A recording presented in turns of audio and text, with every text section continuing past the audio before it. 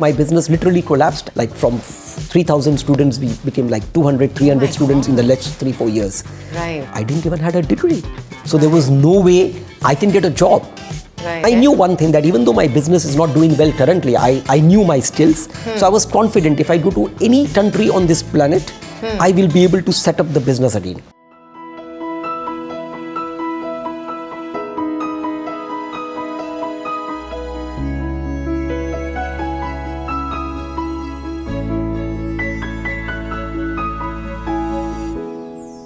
Hello and welcome to the Dream Catchers show, brought to you by Vatan Se, hosted by yours truly Shalima Motial, where we'll capture inspiring stories one dream at a time.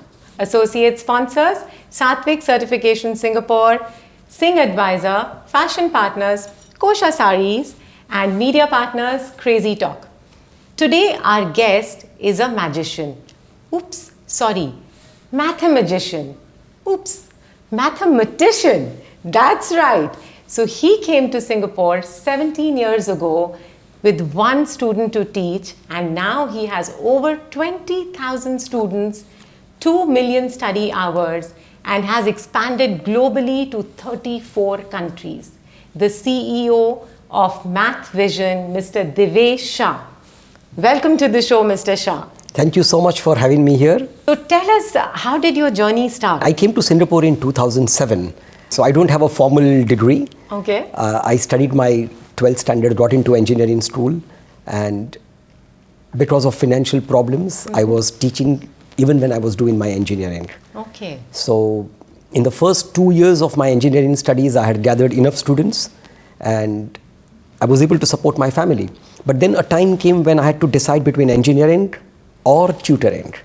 Because engineering is also full-time, right, and tutoring was also taking up a lot of my time. Absolutely. And you take decisions based on circumstances sometimes.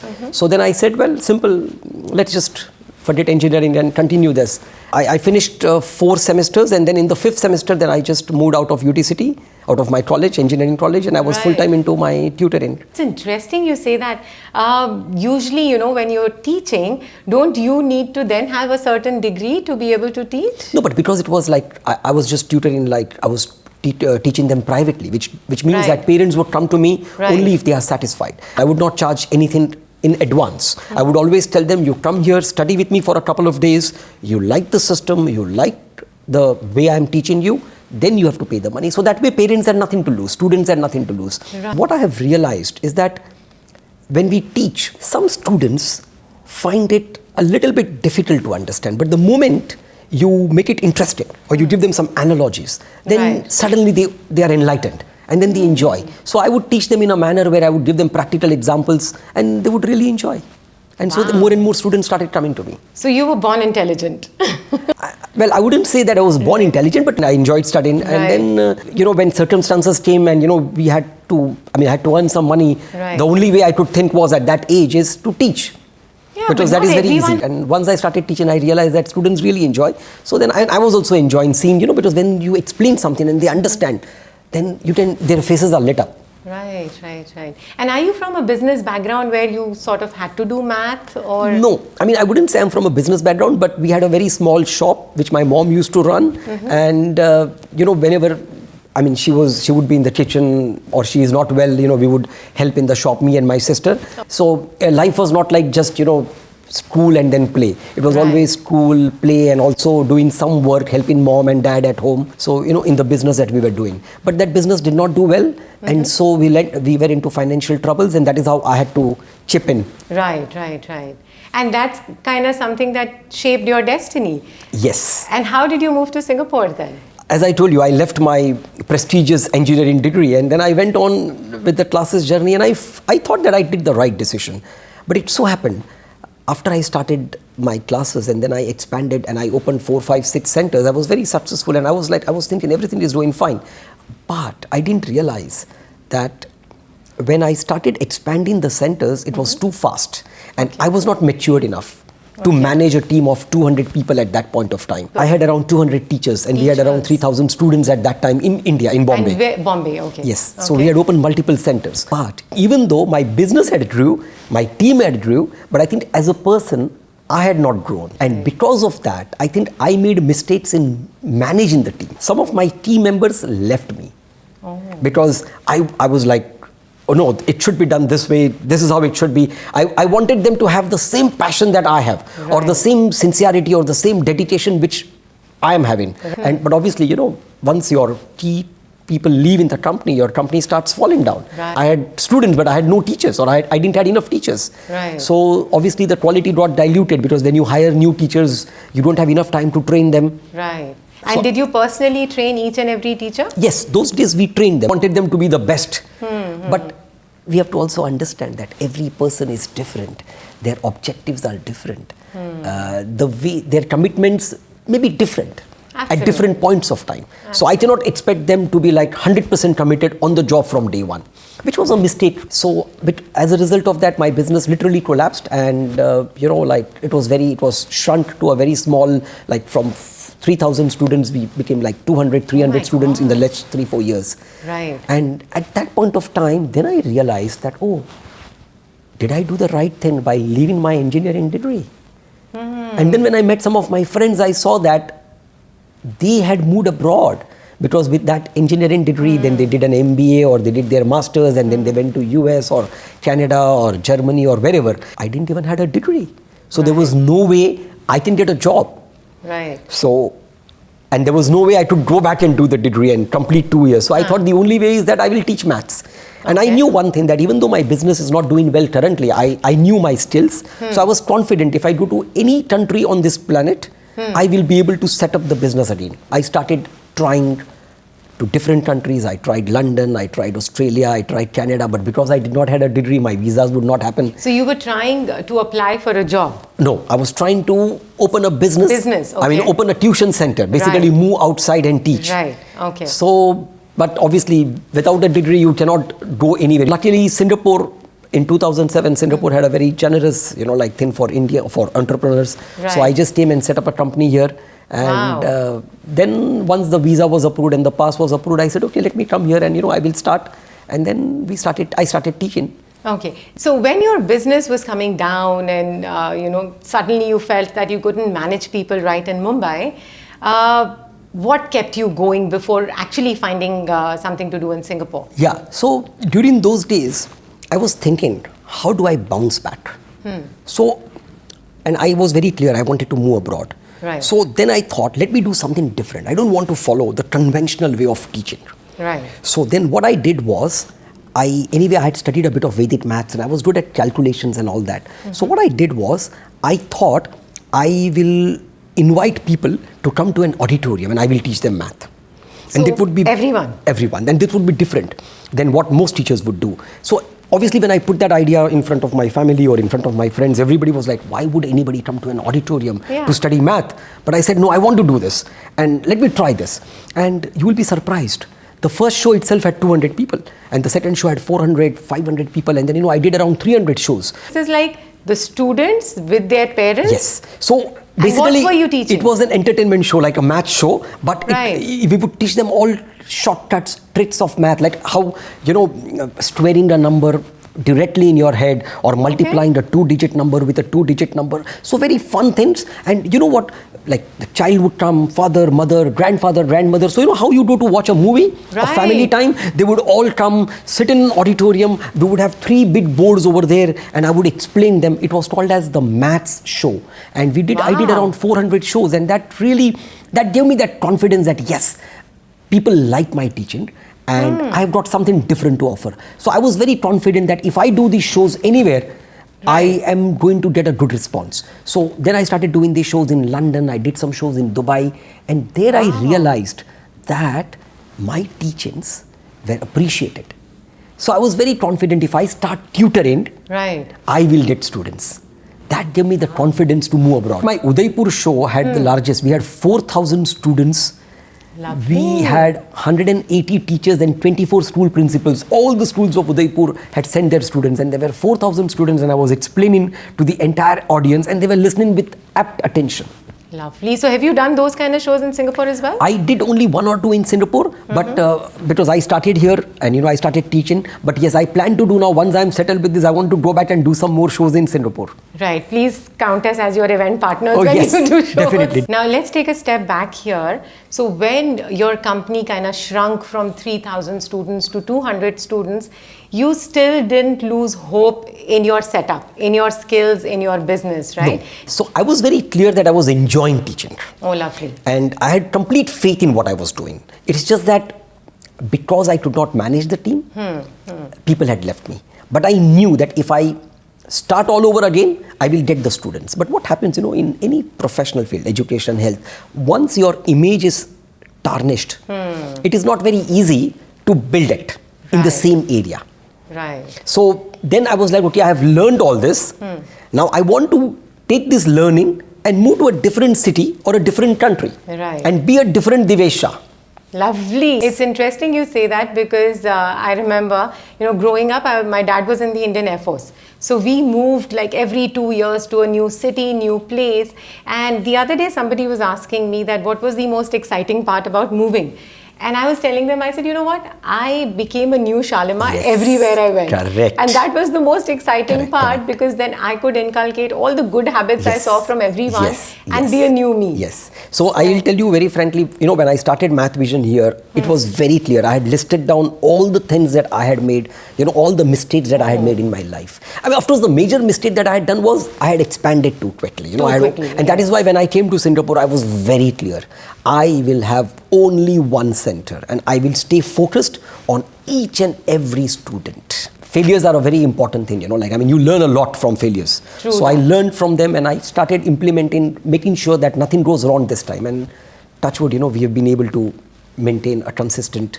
Brilliant. You started with one student 17 years ago. Currently, you have 4,000. We have 4,000 students. So then how did you expand? No, so what happened was, when I came in 2007 and I was teaching here, obviously I was the only teacher. So, I gathered one student, second student, third student and so on. In the next 6 months of my business, I had around 40 to 50 students. This is all word of mouth. So 40 to 50 students I had gathered and I was able to satisfy them and everything was going perfect. And I was very clear that this time I am not going to expand. I'm just going to go very slow, very clear in my mind. And the primary duty was to ensure every child is very well looked after.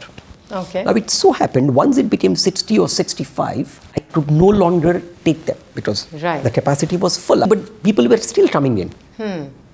So then I said, okay, let me put them on the waiting list. Assuming that somebody would go, in case if somebody leaves, I can take this child. Right. But it so happened that because I was very focused on those 65 kids or 70 kids, whatever I had, nobody would leave. They would leave only when they finished grade 12. Oh. When I came to Singapore in 2007, the first child I had was the university student. Right. And after that, the next 2-3 days, I had a child which was 5-year-old. So I was teaching everybody because see, for me it was very simple. I mean, I knew math and for me it was more of survival, right? I mean, when you start a business, I did not come on a job. So I had no security with me. Right. I just brought my family, 3 children. So, Singapore is a costly place. It was important that every student that comes to me, I should not miss. And wasn't it mentally exhausting for you? When you believe in what you are doing and you enjoy what you are doing, definitely it is not exhausting. Right. I mean, if somebody had forced me to do this, for example, then yes, it could be. Right. And then now take us through your expansion journey. Yeah, so what happened was then I had 60 to 65, 70 students and then the waiting list started. I've seen one thing about Singapore that if you do something very good, people spread your name. People were just coming and the waiting list number kept adding. A time came when I had 65, 70 students with me and the waiting list number was around 600 to 700. Oh my God. And the waiting period had become 2 to 2.5 years.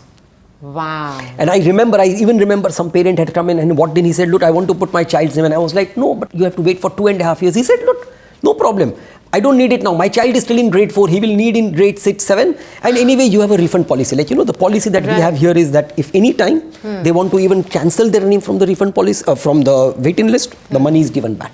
Okay. Or even if they are studying and they are not happy, the money is given back. So they said, hey, your policy is very fair. So they started depositing the money. And then, there was a time, as I said, there were 600 students on waiting list. And I was like, there is no way I will be able to clear the waiting list. Right. So then I thought, let me start bringing my teachers. So I just brought one teacher first from there. Oh, so you got from India? Yes, and those days it was not very difficult to hire foreigners, so it was easy. I could get one teacher. I hired 1 or 2 local teachers from here. That's how I slowly built my team. But people who were on the waiting list, they were on the waiting list because they wanted to study with me. So now, definitely when I put another teacher, it is not going to be easy for the parents to accept that.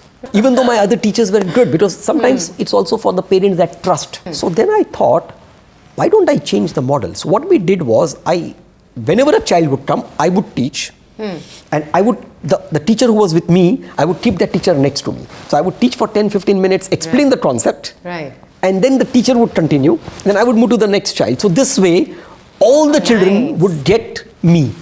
Now I would teach them 30 minutes, the concept part. And when the children are solving math, the other teacher would take over. And then because the teachers were with me when I was teaching, they were also seeing how I was teaching. So then they started, imitating that, or to a large extent, duplicating that. So it became easier. And then I think once that first teacher was settled, the next 4 or 5 teachers came in the next 3-4 months. And then slowly we started building the team.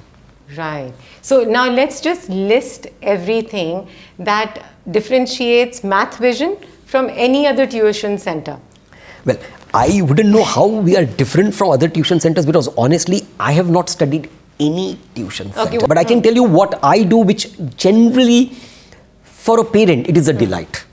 Like, first thing, when a parent comes to me, I tell them, look, anytime you are not satisfied, your money is refunded. Now, second important philosophy that we have is, anytime if a student is not satisfied with a teacher, let's say a child is studying, and let's say a teacher is teaching him, and for some reason the child is not understanding, the child can let us know, and immediately on the spot we change the teacher. And the teacher doesn't carry any hard feelings or anything. So teacher doesn't feel anything, because when we interview them or when we train them, we do explain this, that this is a situation here, this is how we work. And sometimes it may happen, some children may not be comfortable with your style of teaching. But doesn't matter, don't take it personally. I mean, just imagine if a child comes and he's been taught, and the child is not understanding, you cannot drag the same teacher for the next 1 hour. So the first thing we do is we immediately change the teacher. Third, which is very important again here, is that after every session, we give a feedback to the parent. Now we have a portal where they can see the feedback. Earlier, we used to send a message. So if I had 200 students studying in a day, in the night after the class, I would send a message to every parent. Explaining them what we have done for the child in that day. I mean, imagine if your daughter or son is studying here and the child finishes the session, in the end you get a message saying that today we have taught this concepts, your child has understood this one she needs to work on. As a parent, you feel so good. And it's very personalized, because it's not 40 students learning. So I just made sure that the service level was kept at a very high level. The fourth thing what we do is, we also keep testing them. Every session or every second session, we give them a test for 10 to 15 minutes. Now what happens with a lot of kids, if you talk to the children, they will tell you that they understand the concepts. They are very good at it. But when it comes to examination, somehow they make some mistakes. So what we do here, in every session, we give them a 10-minute test or a 15-minute test. This way the kids get a habit of writing the test.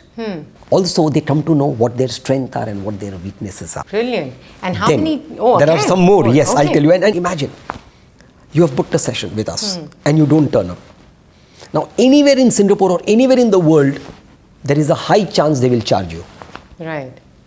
We don't charge a single dollar. So there's no cancellation fee? There is no cancellation fee, not even $1. That means if you book a session, even if you don't inform us, because for me, I look at it in a very simple way. If your child has not come to me and I have not taught anything to your child, if I have not given him anything, I should not take even $1 from you. Very nice. So the principle was very clear. One more. Let us say the child session is at 4 o'clock, 4 to 6. And the child comes in at 4:30 for some reason, but has to leave at 6 o'clock. Now by right, the child has only done 1.5 hours. The child had booked for 2 hours. The parent thinks we'll charge for 2 hours. No, we only charge for 1.5 hours. So what we do, every time the child walks in, they write the time in. When they walk out, time out. We charge them accordingly. So, I always believe that when your heart is in the right place, and then you're working for passion, money flows anyway. Yes. So you don't have to go chasing after Correct. money, and that is so true in your case, which is really lovely. Correct. So I believe your children have also joined your business now? Yeah, my wife and my kids, they were all helping me because entrepreneurs, when they start a business, Right. you have limited funds or you have limited Right. resources and you have to make the most of everything. Right. So what I did was I involved my wife, my kids. So whenever there are 4 or 5 students, and if I'm teaching one student and then I'm moving to another one and the first one is doing some work, my wife would come to the center, she would sit in front of the child, or one of my children would sit there just to make sure that the child is doing, and then I would mark. So, they were helping me in some or the other way, bits and pieces. Right. So that is how they got involved into the business. So all my 3 children have always been involved. And my son was very clear that he wants to work at MathVision. So he graduated from Princeton, he finished his financial engineering, and he came back and he's teaching now.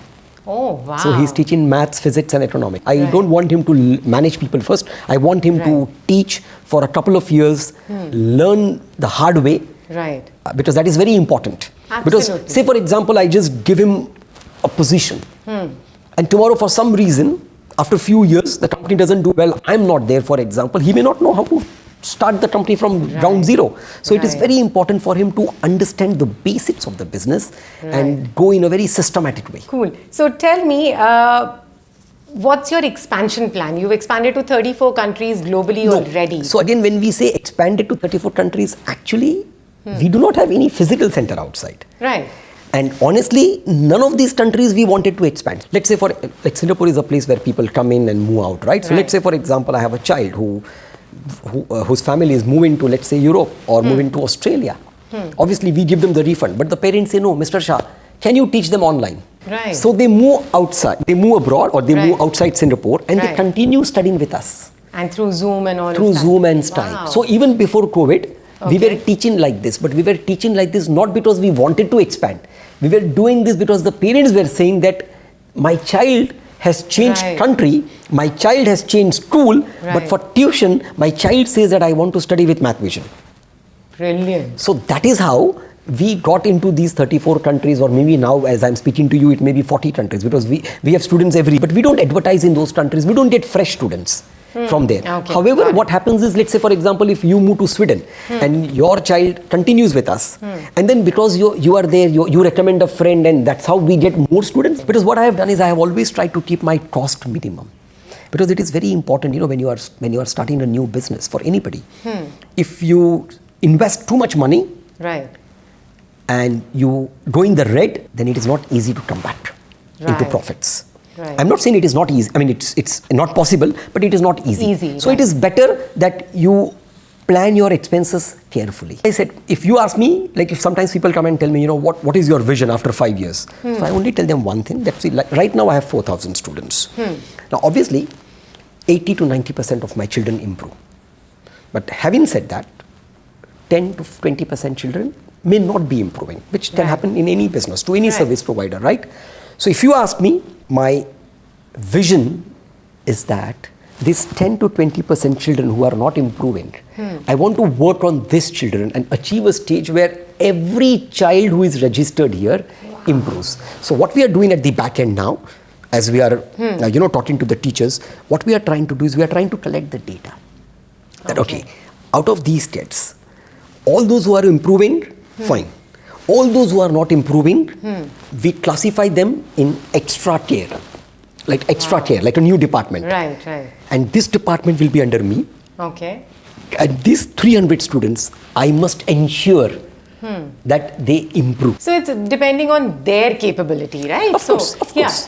So what I found brilliant in this whole thing was that usually when people ask for your expansion plans, the generic answer is, today it's $1 million company, tomorrow it should be a $2 million company. No. Right? So, but for you, it's like, today I have 400 students, 300 are doing great, 100 are not. So my expansion plan is that these 100 should also do well. Yes. Which is, which is incredible, and that's how you're doing so well. And I'm very happy because my son also believes in the same philosophy.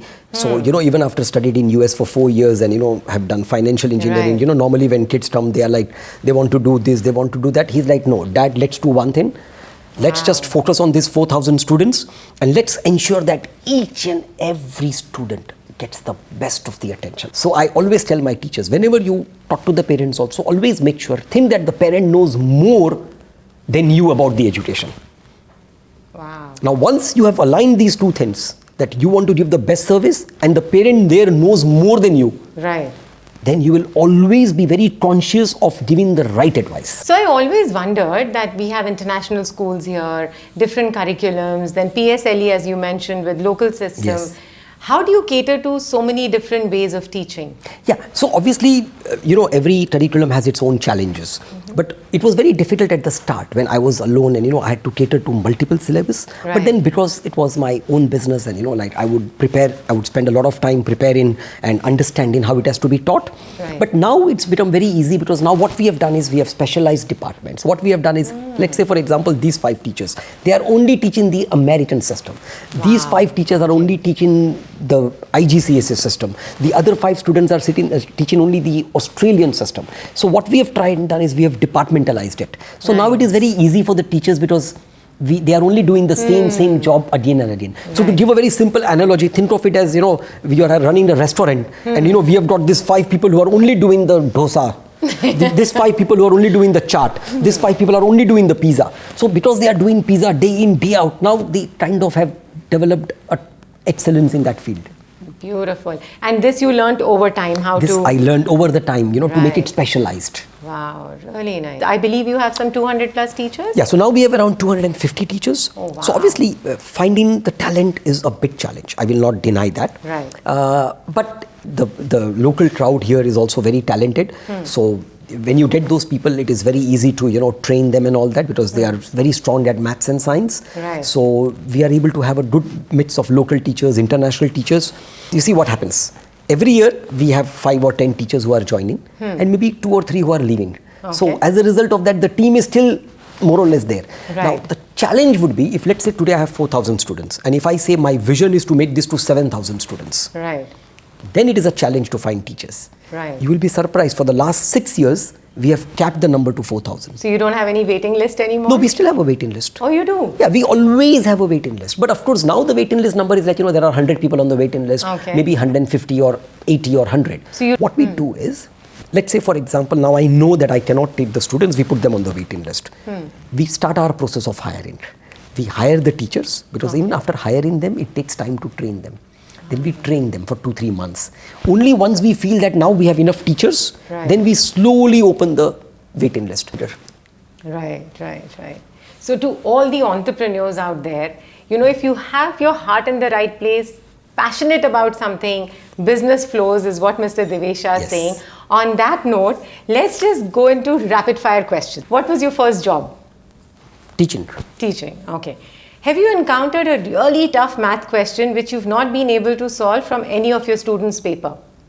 Yeah, definitely. We encounter a lot of these questions, and especially from the PSLE questions. The local school, some of the questions are very tough. So it doesn't just come to you, like immediately. And yeah, it gets challenging. It gets challenging. Okay. Your favorite subject? Maths. Math, of course. Your least favorite subject? I guess would be English. Okay. Who's been your inspiration or role model? So you see, for inspiration, what happens is, again, there's no one answer, but yeah, I get inspired by my team also, because some people have very good work ethic, some people have got something else, like some of my team members are very calm. So in any situation, they can stay calm, which I could not. So I'm learning that from them. Beautiful. So, you can learn different things from different people. Right. And what do you do to unwind and relax? Spend time with the family. Okay, like watch a film or just... No, I think talking to them and it could be film or whatever they want. It's always like spending time with the kids is always fun. Right. And your favorite movie? I think recently the 12th Fail was a very good one. I loved it. Yes. Right. If you could choose a superpower, what would you like to have? I think, yes, I would still like to have that power where that 10% or 20% of the students who do not improve, if there is a way that I can get them to the level that they want. Wow. Okay. Board games or puzzles? Puzzles. Puzzles. What do you prefer, being spontaneous or are you a pre-planned kind of person? No, being spontaneous. Okay. And what's 24 into 24? 576. Whoa, that was 576. quick. Wow. Okay, how often do you use a calculator? I mean, I do use, I wouldn't say I don't use. Nowadays, see, the thing is, what happens with most of entrepreneurs is as the team grows, a lot of time goes in managing the people. So now it is more about managing the people. Honestly, I have not been doing any math for the last 10, 12 years now. Right. So, But do you miss the teaching I days? definitely miss the teaching part and I would like to go back, but the only problem is that if I get confined to the classroom or if I start teaching, then a lot of things at the back end probably may not flow. But yes, I do teach occasionally, but I miss teaching, definitely. Right. And has math changed a lot over the years? Definitely it has changed, but again, it is like old wine in a new bottle. It is still, now it has become more application. But even then, I always tell the students, it is important to have a strong foundation. Right. If the foundation is good, it doesn't really matter, you can still figure out. Okay. What difference do you find in students' behavior, outlook over the last 17, 18 years of teaching? See, I hear a lot of things, where people say that, okay, students don't pay attention these days, etc., etc. But to me, I have never felt that. I always feel that every child wants to learn, but in a different way. Okay. Now, the mistake that we teachers make sometimes is, I have taught one student in this way, so I will teach the other student also in the same way, that concept. It might so happen that the other child may learn in a different way. So it is up to us as teachers to realize that and change our style. What message would you like to give to entrepreneurs or people sitting with an idea but not sure if they should, take the plunge and follow their dreams and follow their passion? What suggestion? So I think first and foremost, they must believe in what they want to do. If they feel that the plan is solid and it is really going to add a value to the customer, then they must implement that. But when they are implementing that, I think a couple of things they should look at. One, they must try and keep the cost minimum. I'm not saying don't spend money, but you have to be very prudent when you spend money, because sometimes what happens is you are very over optimistic and you are like, okay, let's spend the money and then let's get the market share and then let's talk about profits later. I feel that you must have a very balanced approach where you don't put in too much money also, but at the same time slowly bring in the funds and do a calculated move. So I think keeping a tab on your overall money that is going out is very important. Then hard work, obviously, but I think most entrepreneurs, they would always be ready to work hard. Challenges will come, but then how do they learn from these challenges? That is also very important. So I always give this example, and in fact, this is a message I would like to give to all the entrepreneurs also is, think of it as when we throw a ball in the air, we are fighting against the earth. Earth wants to pull the ball down. When we throw the ball up, the ball goes up. Now what earth does, it doesn't accept defeat. It keeps silently working. It keeps pulling the ball. It keeps pulling. After some time, the ball has to come down. So for the entrepreneurs, if you believe in something, keep doing the hard work. Keep doing the hard work. Keep doing the hard work, and definitely you will get the fruits. Lovely. If you are able to add value to the customer. Most times we think, oh, what is in for me? No, first don't think about what is in for me. Think about what is in for the customer. Am I making their life easy? Are they really getting a value out of it? Then yes, they will spread your word around. So actually at Dreamcatchers also, initially, I was in the mindset, I'm an entrepreneur, I've set up a business, so I need to spend on marketing. And then gradually I learned the ropes myself and I started doing it myself. And then also through experience, I realized that I need to get into the gap in the market. Focus on a niche event rather than doing what everybody else was doing. And that's how at Dreamcatchers we created that market for ourselves. Correct. Having said that, I also believe that marketing is a very important aspect, which I tell all the people associated with us, because you might have like the best of product, but if the world doesn't know about it, it's of no use. Correct. You are absolutely right. The marketing is important. Luckily, what happened is that the business that we are in, what happens is when the child does well, the mothers or the fathers would generally talk about it, and they would let their friends know, because it's a very open community. So people always tell their friends, hey, my daughter is doing here, it benefited, why don't you also do? So I was lucky in that space that people spread the word like without I mean, I didn't have to spend anything. Absolutely, totally right. That's brilliant, and that's why MathVision is doing so well. We wish you all the best, and we are so happy. I'm so happy my kid is going to MathVision and learning, and Thank we you so hope you much. get more students in Singapore and you're able to transform their I lives. would say, if you want to bless us, don't bless us with more students.